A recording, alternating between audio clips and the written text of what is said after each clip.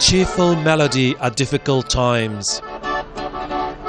This is Sultan Ahmed, or ancient Istanbul, known for its historic buildings like the Blue Mosque.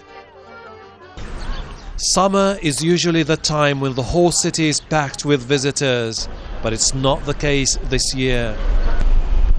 These tourists couldn't find a taxi because of the roadblocks and barricades.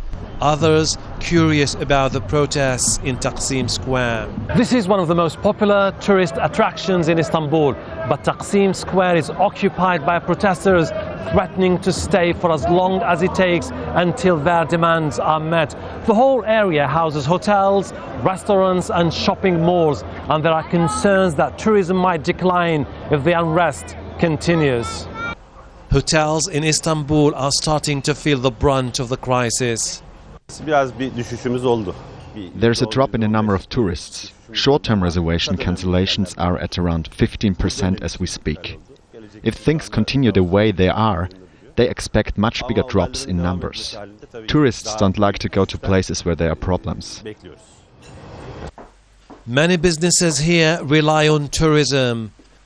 Umar Abi owns a carpet shop. His sales continue to drop. Since the unrest began, tourists have been alerted and many therefore decided not to come. Those who choose to stay were confined to their hotels, so no one was shopping.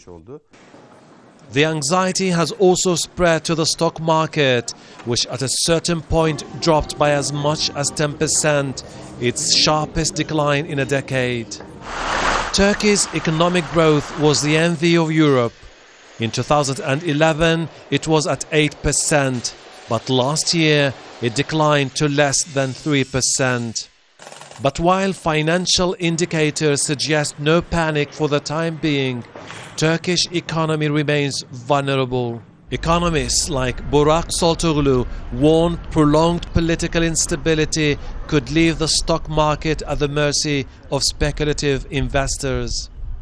It's just about how the perception of the investors. So when they have these type of uncertainties, and that's going to have an impact on the Turkish economy and on the Turkish companies.